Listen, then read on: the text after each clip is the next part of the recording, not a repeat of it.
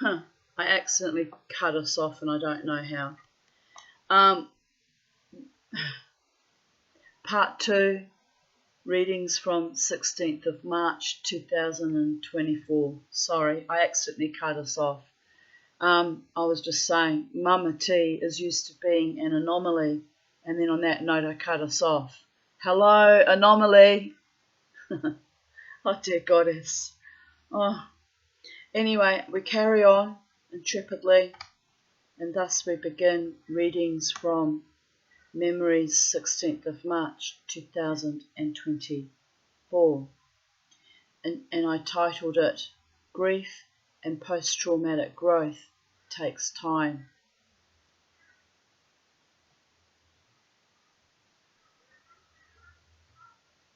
(16th of March 2023).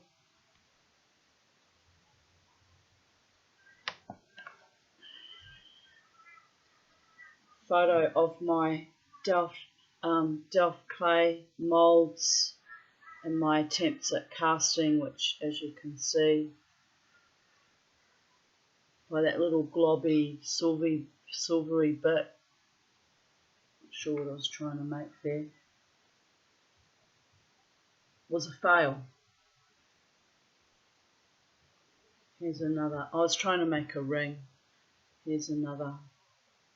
Only got half the ring, so it was an epic fail. So I write here, okay, this is my failure today, smiley face. I used matte gas, which melted the silver well, although it takes a bit longer than the Smith Little torch. But my mould must not be right, as it only made half a ring and the silver did not travel to where the little raw rubies are in place. Oh well, better luck next time. I did manage to season my new larger crucible, so that is my success for the day. Swings and roundabouts at Titania's realm. I will persevere. I kinda like melting silver now. Overcame that fear at least. Now I just need to get the flow right. And I put all sorts of hashtags on my Titania's Realm account on Instagram. Casting, sterling silver, casting stones in place, which I still haven't succeeded at, by the way. I still need to go back and try and find out what I'm doing wrong there. Raw rubies, Delft clay casting. Wah! Better luck next time. The journey of 1,000 miles starts with a single step. And going my way. It's my dark sense of humour, me struggling to learn silversmithing by myself and with YouTube tutorials, by the way, and sometimes other tutorials on Facebook or Instagram. I'm learning a lot and I'm really loving learning, but I'm stymied by poverty. If I had more money, I could buy more equipment and more silver and practice every day, but it's like, haven't got the silver at the moment. It costs a fair bit of money, and if I make a mistake I have to melt it down, start from scratch, and it's all very humbling. But I am happy with the things I have succeeded in making. Like I made these lovely earrings out of their little porcelain pussycats that my mother had. She was selling at one time in the markets 30 years ago. So I drilled holes in them and turned them into earrings with sterling silver wire, and love them. I love them. I'm loving it. But I can just do bits and pieces and dribs and drabs and using the resources I already had, right? So, 16th of March 2019. That's a big jump from 23 to 2019. Where did all my other writings go? They've deleted things off, haven't they? That's what they've done. Anyway, we'll just read what's here and move on. 16th of March 2019. I just got back from Carindale Shopping Centre where I met up with Crystal. Crystal is my daughter. People were walking around like shell-shocked zombies, only freshly innovated. Some were aggressive and others were barely alive. Weird fucking vibe. It does not help much that I abhor supermarkets, but I sauntered along with my daughter, who was buying some groceries. She did not want me to drive her home, so I went back to her place by bus. All good. I am glad to be home. Sigh, sighs, smiley face. I don't like supermarkets at the best of times, and it really was like the zombie apocalypse that day. It was quite confronting. Even my daughter noticed it. So yes. I'm sitting outside with Beauregard and Charlie. It is sprinkling with much desired rain. The air is cool and sweet and rejuvenating after the recent heat waves. Little Bobo is bringing me his ball and teasing me with chasing it, then only reluctantly bringing it back to my chair. He smiles when he sees me, waiting patiently for the ball of delight. He too is enjoying the coolness as the heat wore him down too. The neighbourhood is quiet. I feel cosseted by supernal love, gently caressing my soul as I have been processing so much grief that I could easily turn into a pillar of salt. Last night I went out into the world and explored contact improvisation with Luke and another young gentleman at Ecstatic Dance. It was interesting and rather sweet and comforting, playing with other humans energetically and platonically, learning trust. I had anxiety about it. I rarely dance in tandem, so there was much healing and gentleness in the playful contact. I have closed myself off for a very long time. It is hard to let people in, especially men. So together we heal our aspects of ourself.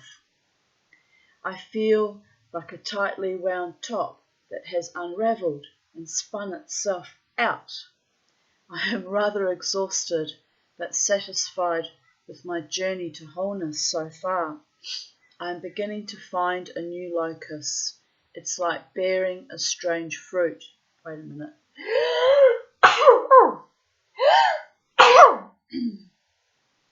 Excuse me. I wonder what is in store for me. Perhaps more of my own becoming. Safe, free, joyous, loved, and peaceful. Here's a photo of the bow, Mama's little Beauregard with his ball, and you can even see a little mischief in his eyes and a little grin, teasing me with his favourite con ball. 1:11 p.m. I'm so tired of living in a world where people are so vicious to each other. Tired after surviving 5.5 decades of putrescence. But here we are. I am building a new paradigm, one day at a time.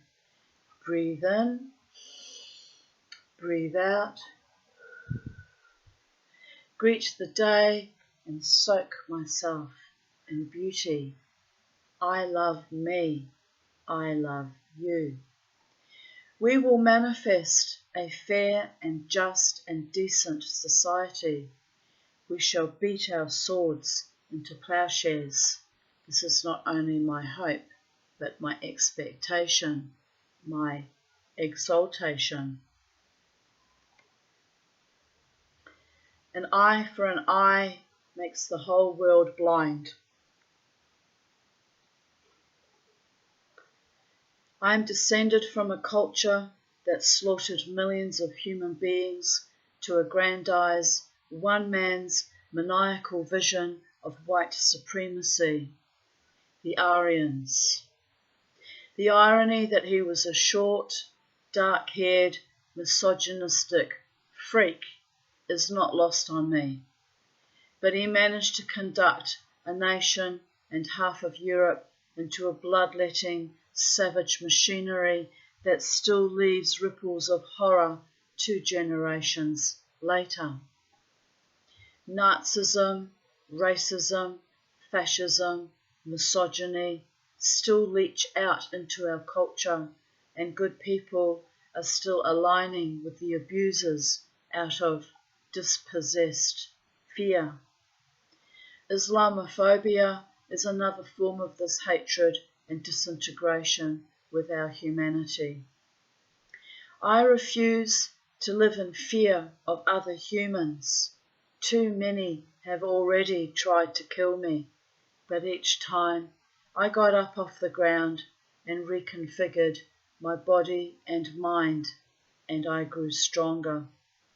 It was a work in progress. It took decades, lots of therapy, and the staunch love of a few rare and precious friends.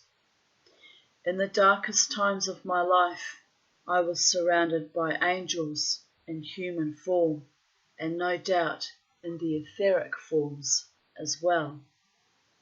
So I just love it how abusers deem me mad and condescend me. But I exist not to highlight their own ignorance and hate, but to reflect back all that I am. I shine in spite of you, always have, always will. 16th of March 2018. Just hanging around with my little smoocher Charlie as Facebook is triggering this morning. So Bobo, Charlie and I are grounding on the freshly mown grass. Here we are. Mama T getting kisses.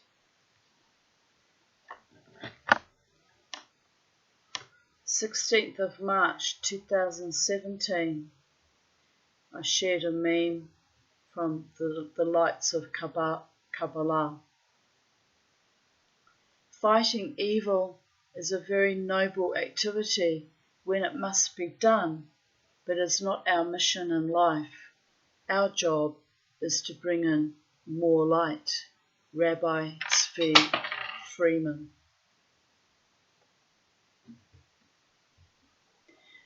16th of March 2016. First coat of varnish. I've painted the carving with glow-in-the-dark resin. Now need to let the varnish dry 6 hours and do 2 more coats. And this was from an old piano that my daughter was gifted. I think they're the struts that hold up the music. What do you call it? The music for the pianist to read from. Anyway, I turned it into a grimoire, and I've probably showed it to you dozens of times before. But there it is. There it is in the background.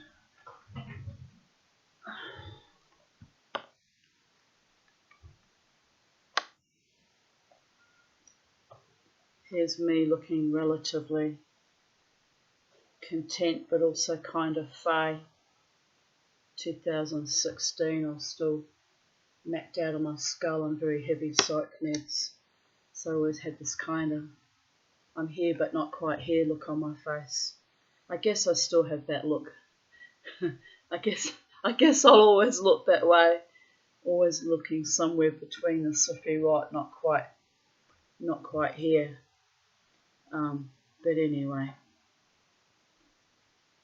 I had my debrief with my psychiatrist today. He noticed I am high as a kite from my first dose of prednisone and worries I will crash and burn in a few days, so if that happens, I am to ring him.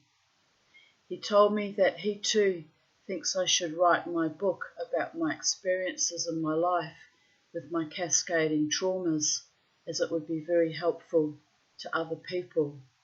He said I write so well, and my combination of strength and vulnerability is very attractive to people and comes across in my writing.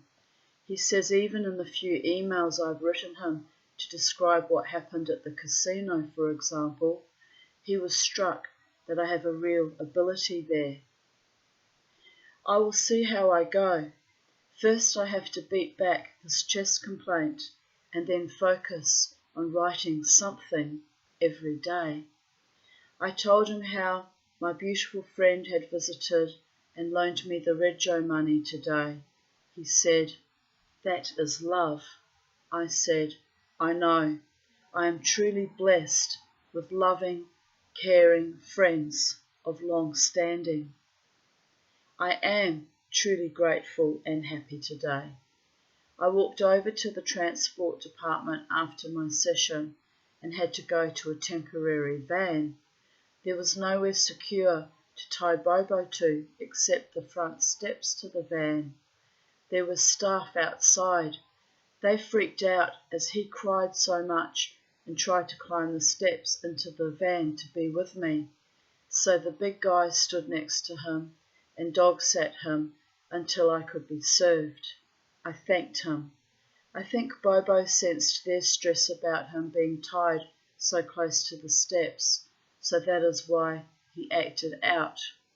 I tied him up outside Trade Secret as I ran in to buy a waterproof mattress cover for the car, so when Bobo pees, it won't get into the seat, as he was still relatively young then. He was totally fine when I came out. Funny guy.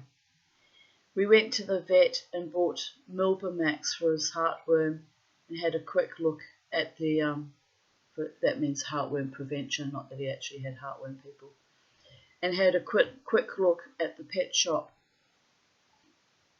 Then we walked back across Kessel's Road, 8 lanes of traffic. He was good crossing the road. We hopped back in the now legal car and drove home.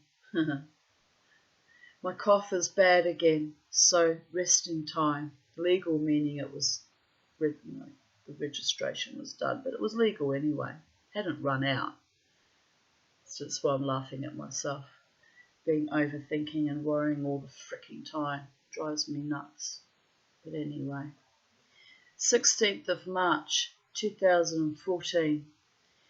Feeling indescribable grief and humiliation. I guess I danced too long and too hard to heal my inner and outer worlds. I gave away too much of myself, my heart, my mind, now left feeling empty, voided and purged. Fuck it. It's my own fault for having a fantasy I was cared about and appreciated and valued. I won't make that mistake again in a hurry. I think I am avoiding life in much the same way as I did for 20 years as a death-like zombie. The effects are the same, only I dance and leap about and mother everyone and try to make sense out of nonsense. My busker friend George tonight told someone who was denied entrance to the casino to talk to me as I was a good counsellor. Sweet. I'm a middle-aged fucktard with no career, no hope, no money, and no fucking future, who dances like a teenager as I had no real adolescence growing up with psychopaths. And I must look like a fool and a crazy person. But hey, you get that? A deaf man I met tonight told me that at 49 I must be mad to hang around pubs and clubs. Ageist on his part, mind you. I agreed, totally. Little does he know how mad. How I cling to any semblance of conviviality and joy and zest for life and music and dancing. How a Jack Daniels or two, a live band, dancing, and being surrounded by people who also embrace life nourishes my soul in a significant way that is almost fucking spiritual. Indeed. Or would be if I didn't look such a fool. In the tarot, the fool, clown, is on the beginning of his journey, about to leap into the abyss and free fall. Who knows where? I am free falling between worlds, between even this world, where I am a freak and a weirdo, to quote lyrics from a song. There is no aphrodisiac like loneliness, my ringtone lol. There's a fine line between pleasure and pain, and if you do it once, you will do it again.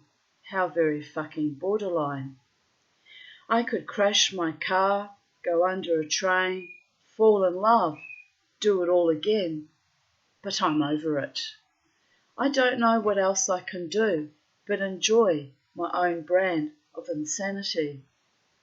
I don't want to be pitied or patronised. I don't want to be a freak of society. It wasn't my life plan, you know. I had great hopes for my adult life. I was going to be safe, comfortable financially, and loved. Is it my fault I can't achieve these things? Truly? Well, I am safe, as long as I dance alone like nobody is watching and don't give a fuck. That is the only way to fly. And I indulged in that last night. Indeed, Mama T was flying. I had a wonderful time in the last set. I really got into my zone where I fly, metaphorically speaking, of course. Well, ironically, my affirmations have been, I am loving, I am worthy of great love and lovable. Well, 1 out of 3 ain't bad. I'm still a loving woman. For a fool, it's all good. Meet you somewhere sometime, swinging between the Sephiroth with my broken, leaky Kleepot and my wry sense of humour. Not sure when or how or why, but it could happen. Destiny calls, my chariot awaits. Oh, that's right, no easy ticket out of this life. Just more arduous suffering and a few laughs along the way. Well, I got to enjoy the last year and a half. Tomorrow is another day, and hope springs eternal. Whatever. From the comments section, so I'm responding to the comments. Thanks, my beautiful friends. I love you. I am just exhausted by life, and I know it's all rather pointless. I'm trying so hard to be loved by men who really fear me, as I am unusual and strong and non-compliant and exciting. So what can they do but crush my spirit, as you can only destroy a fragile, beautiful thing by trampling it?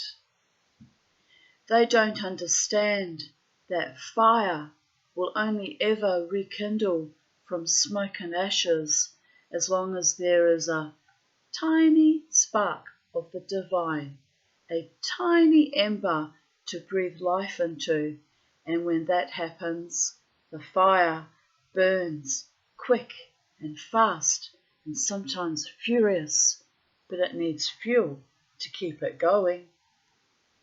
Thank you for being the fuel to my radiant, iridescent, spiritual fire, my blowers in the wind, my impetus, my motivators, and my blessings. You ennoble me, and remind me of the other forms of unconditional love. Thank you for nourishing a tired, embattled soul that has seen too much of her burning mojo and celebrates it anyway. For me, mojo is not just about sex appeal or lust or attraction. It is also mana, life force, power, spirit. It is about chi. It's about light and dark intermeshed in the dance of life and death. It's about survival and thriving and glory. It's what I most often fail in, as I am doomed from cradle to grave, but I must find other ways, as men are not capable of providing the sweet comfort I crave. And I would not crave it if the fairy stories, the mythology of romance, were not a mirage of denial to keep the lost, dazed and angry into a web of seduction until we die, knowing there is no real love for some of us. So we grit our teeth, which shatter like glass on the sands of time, for blood and bone are also fucking temporary. We perspire, inspire, conspire, create empires out of broken dreams. Then, when time runs out of our veins and bones, hearts and minds, we expire. We can only hope to hand over the shield to the next warrior, shield maiden, or matron, and breathe our last gasp with a smile and a kiss and a mischievous wink, for the young must live and learn by making their own mistakes, and the wise must once again journey into the folly of a new paradigm to be free. We are forever united in the dance, whether we dance alone, dance with many, or watch from the sidelines, whether we are the bright, luminescent stars in the stage playing fiercely and passionately, or the quiet, semi-comatose drunk in the dark corner. The dance goes on. Then we lie down and dream the dream again. Welcome to the boulevard of psychedelic dreamers, broken dream. It was Los Dios de Muertos, Carnavali and Mardi Gras.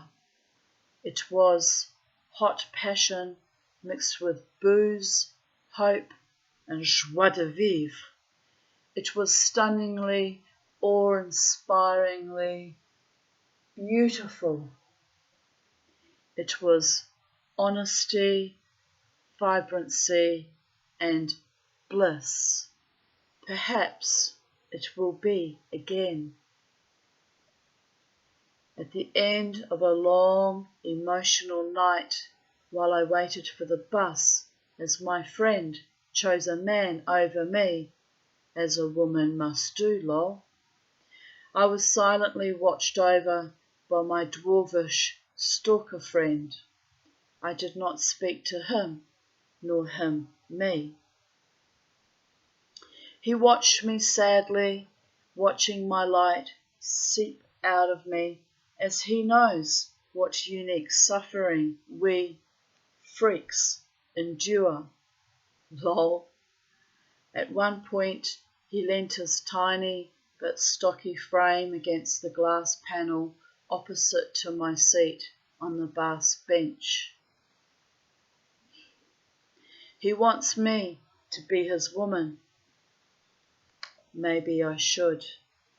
If he didn't stalk me every time I am out, and grab at my crotch, I would have given him a chance by now. He is sweet, lonely, but a tad depraved. Such is man, laughing my ass off.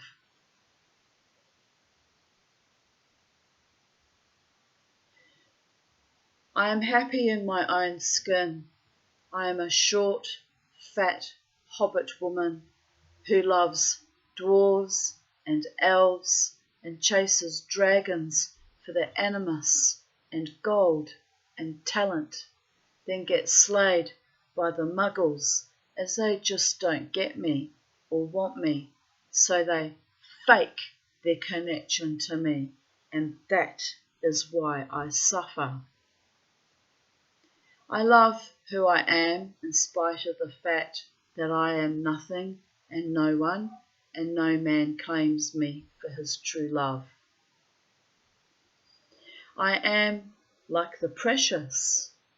Everyone wants to own it, but no one dares, as they fear the heavy responsibility of sharing my life and my home and my world. So men take what men want, and I slip and slide like Mercury, reforming, regrouping, and pool my own resources to go on to thrive another day. So I will sit on my heap of spiritual gold, this is my only value, and guard my heart and mind while lesser mortals grow some spine and realize what they lost. I will wait for the man who is genuine to take me as his partner and will lead me into the dance of love without games or cowardice or hypocrisy. If he never comes, I will be fine, just fine. I have me after all.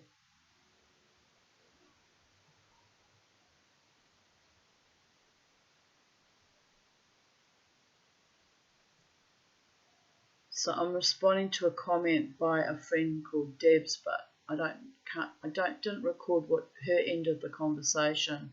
So I don't know what she actually said now after all these years, but anyway, I'll read it out anyway.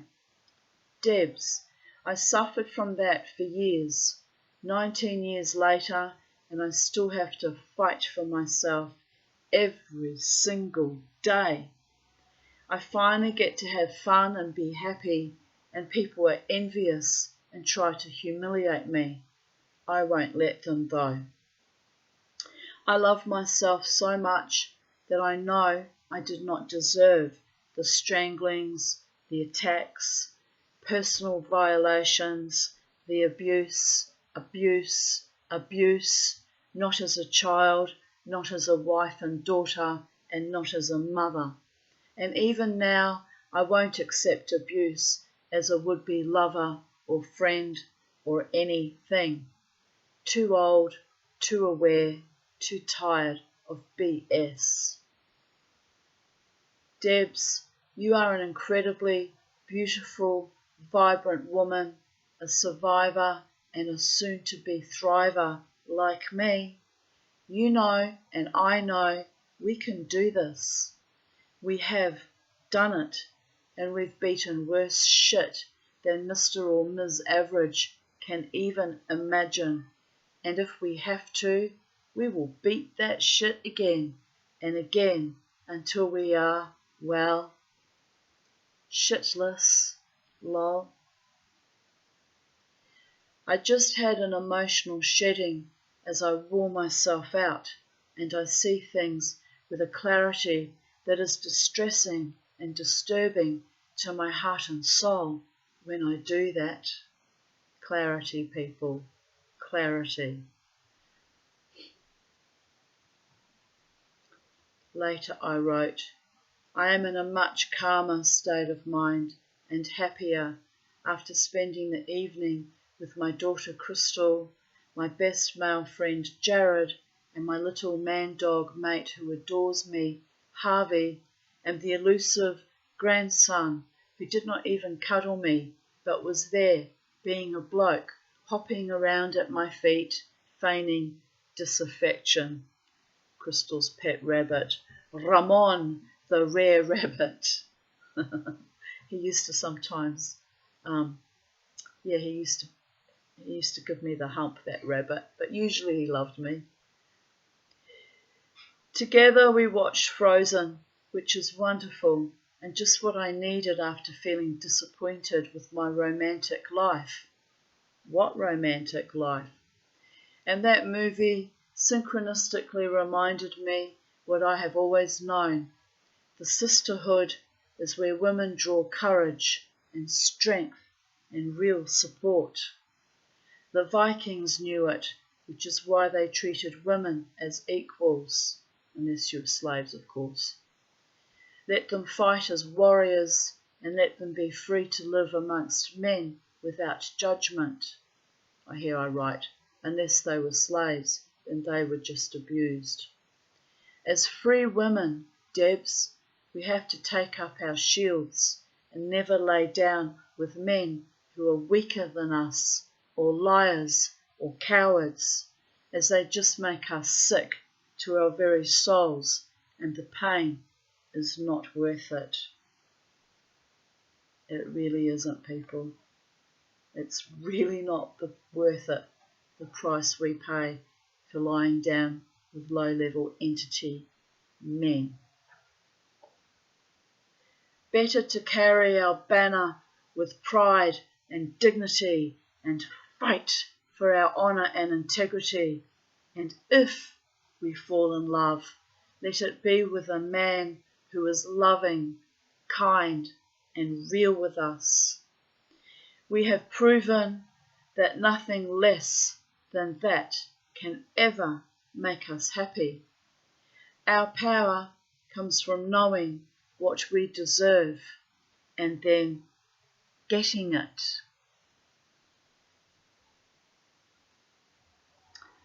Yup, but men don't like women they can't control or handle.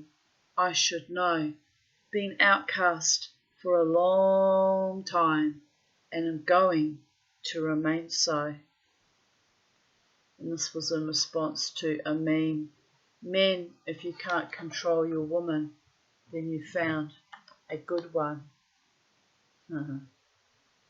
Wow. I don't need to be controlled. I need to be loved truly and honourably and decently and kindly, generously and sweetly. And I'm receiving that love from my platonic male friends, and in particular, some of them in the bands I follow are deeply loving towards me, and I'm deeply appreciative of that. But it's always a but, isn't it?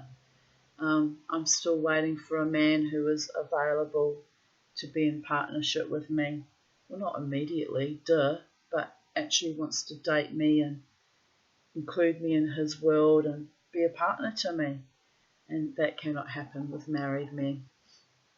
But the love is real. We all love each other dearly. We've all supported each other in the music scene for 13 years, and we've all come through this evil COVID epoch, and we're all looking to each other with deep affection and sweetness because we are all survivors, still strutting our stuff, playing our music, and in my case dancing to the music, and writing and creating and being our best versions of ourselves no matter what.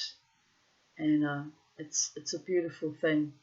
It really is a beautiful thing, and I'm so grateful that I've been treated with such sweetness and kindness in the last 7 months now, 7.5 months now. Is it 7 months? Anyway, close enough. Nearly 7 months it is. So life is astonishing and miraculous, and cleave and enjoy and love the ones that love you truly and deeply and nobly, who have your back, and your front, and your sides, and accept you in your own quirky, oddball, unusual ways, as I have been accepted and loved for my weird walk on planet Earth. It was a long time coming for people to wake up and see me for who I am, and unfortunately that only really happened with the COVID epoch, when they all realised how under threat we are as a species and how incredibly dangerous life really is. And I already knew that from a very young age, infancy. So I was always deemed to be mad and weird and damaged and broken and a nutter, and everything was thrown at me. And then in the last 4 years, people woke up and realised, and then they turned and looked at me and realised I'd been living that way all my life, not just in the last 4 years. And now I'm looked at with genuine respect and kindness and sweetness, because my wisdom was garnished the hard way on the coalface, on the gravel rash of life's threshing floor, and people look to me and see my mana, my strength and my power, and realise it didn't come easy, but I got myself through this, and if the gods allow it, I will get myself through whatever else society or the globalists or whatever life throws at me. But it's certainly beautiful and delightful to be getting through life with sweet friends who genuinely love me and care about me and want to see me thrive, right? It's genuinely, astonishingly beautiful. So, to my true friends, my true loves. 16th of March 2012. I've just realised I haven't taken my medication. Shit. Right, to do that when we finish this. I chatted to 2 married men on Paltalk until 1 a.m. They were hilarious, and we made fun of each other all night. It was so much fun. My aching hand actually feels better today after I put deep heat on it and just kept typing. Chatting on, didn't have a mic in those days. Madness. Ha ha ha. One of my new friends is in Darwin and the other is a Canadian living in England. I haven't laughed so much in ages, so it did my heart the power of good. And it was nice just having just silliness and friendship, with people. They were both married, so there was no flirting going on, but just having fun, being silly together. It was a great night. I actually still remember that very well. The friend in Darwin wanted me to, here's that reminder again, wanted me to buy a motorcycle, which I don't have a motorbike license, people. I didn't have money to buy a bike anyway.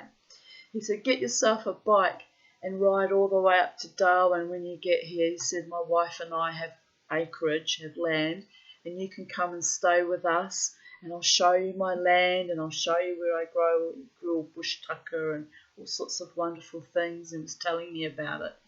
He said, and you're more than welcome to come and stay with us, and if you like it here, we might be able to find you accommodation. And he was so sweet.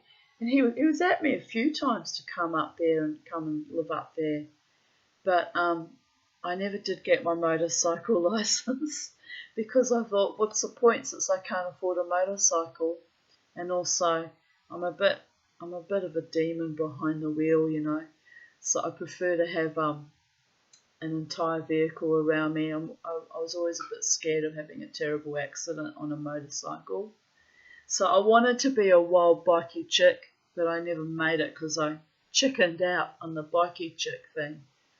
But anyway, here's the reminder about getting in a van and travelling around Australia like that younger woman suggested to me last night.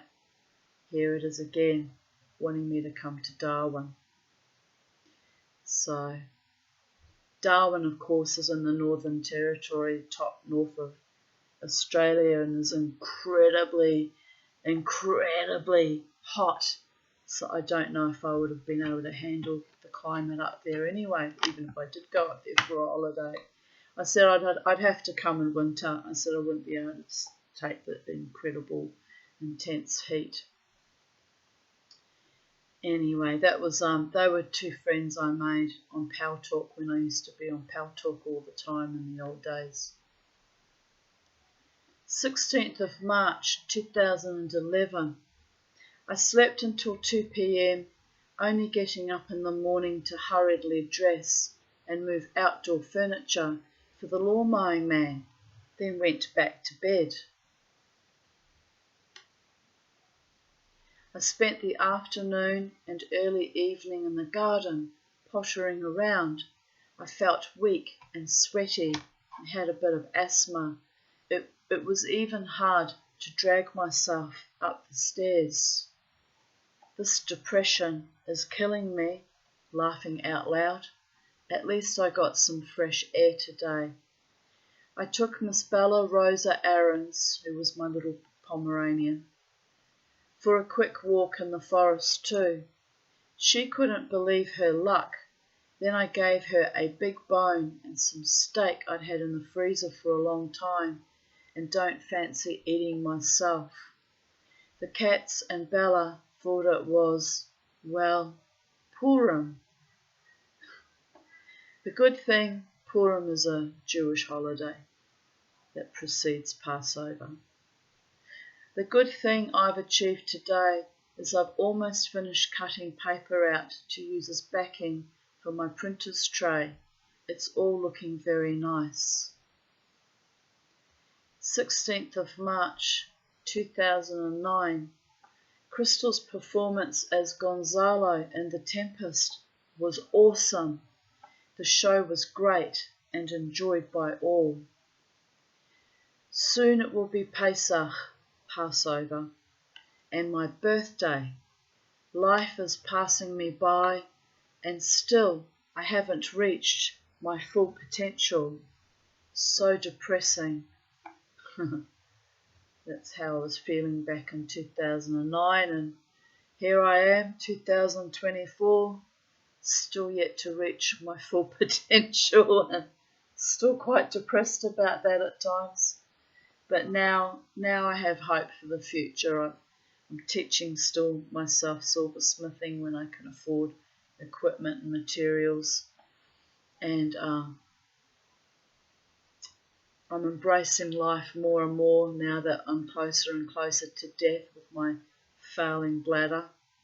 Well, it's not failing, it's still functioning quite well. I mean, I'm not incontinent or anything, thank the gods, but the constant needing to pee all night long, leaving me sleep deprived, is causing other failures and other, bad mental states. But in time, I will get the right treatment and I will recover, and then look out, baby cakes, what Mama T might yet achieve even at this late stage of life, if I don't die first.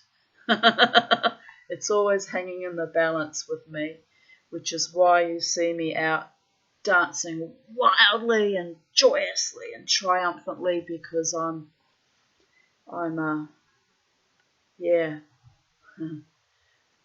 working through the ancient traumas and dealing with my inner demons and just letting it all go and having wild frenetic exercise at least once a week to keep me going for the rest of the week when I return to Crondom in a state of exhaustion and can't really achieve very much at all, really. But anyway, I will get stronger and I will fight this as I've fought every other malfeasance and horror in my life. I will fight for my right to party. I will fight for my truest, deepest lover man to choose me when he's good and ready, whoever that person might be. I will be ready to invite him into my life because I will be stronger and healthier and hopefully discern better who is the right man for me, who will treat me with honour and deep love and affection, and maybe even be a wonderful lover at the appointed time when that arises. No pressure, boys. That's my sense of humour. But I will fight to have a full and vibrant, loving, healthy, peaceful, joyous life, because like every other mortal on this planet, I'm worthy of that much, and I'm looking forward to it. I'm looking forward to it. It could still happen. It feels like it would take a miracle, but it could still happen. So I'm holding on for that quite delusional fantasy, and hoping to heal my body, mind and spirit in miraculous and profound ways. And in so doing, I'm also healing others who witness me on my journey and cheer me on.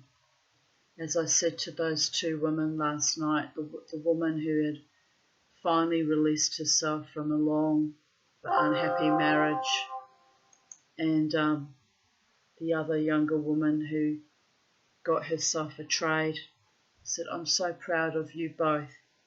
But what I didn't tell them, because it would have sounded a tad narcissistic, is I'm proud of me too, even though I'm still kind of struggling to get up on my feet and making baby steps.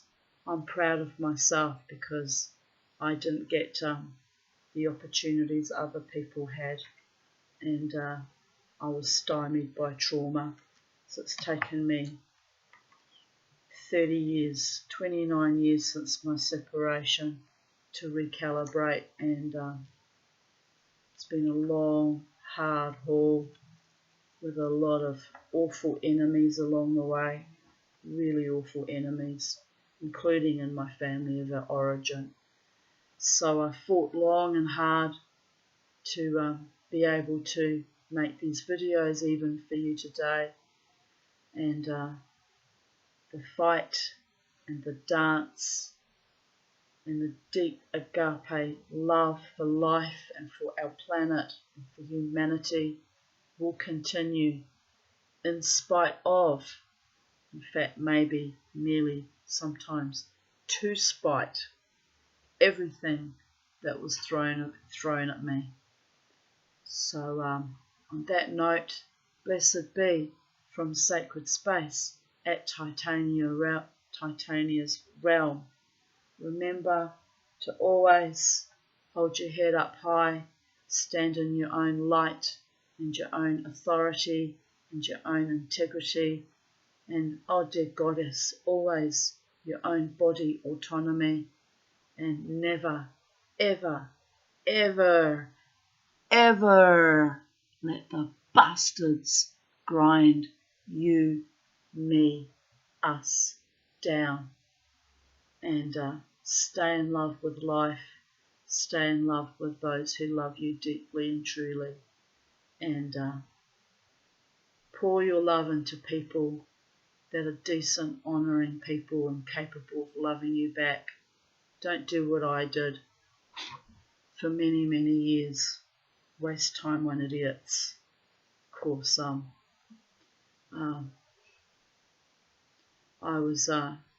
was grateful for mere scraps of attention and affection in those days coming from such a brutalised background, so I really did have difficulty discerning who was real in my life, and by the gods, they didn't waste much time in showing me who they really truly were either. So there was that. But I'm back, people. I'm back, and I'm going to keep moving forward, and I'm going to keep staying in love with myself and life and the gods. Bye for now. Blessings.